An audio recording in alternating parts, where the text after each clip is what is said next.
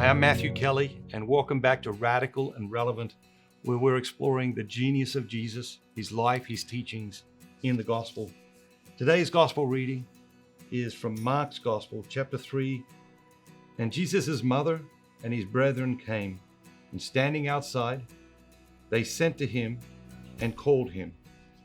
And a crowd was sitting about Jesus, and they said to him, "Your mother and your brethren are outside asking for you." And he replied, "Who are my brother and my brethren?"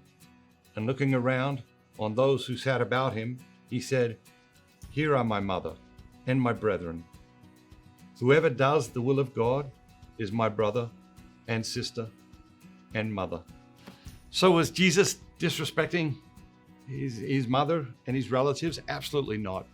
What we see here is really an extension of what I believe is the biggest question in human history, the biggest question in the human experience. The question is, who is my neighbor? Who is my neighbor? And answering that question leads us to ever deeper levels of spirituality, morality, ethics, both as individuals and as a society, when we really think about the question, who is my neighbor? And so Jesus is inviting us into that bigger perspective again. It's not just the person who lives next door. Just like he was saying, okay, yes, the person who is my mother, the person who are my brethren, are those who do the will of God. And that's the big concept in today's reading, isn't it? Whoever does the will of God.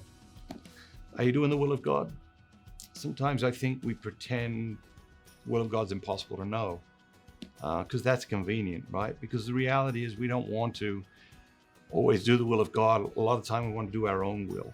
And so if we say to ourselves, well, I don't know what the will of God is, or I'm confused about what the will of God is, or it's impossible to know what the will of God is, sort of just give ourselves a pass to do whatever we want. But let's think on a deep level today. What is the will of God in your life? This time in your life, this season of your life, in a particular situation you encounter today. What is the will of God? Have a great day. Remember, don't just be yourself. Be the very best version of yourself, all that God created you to be.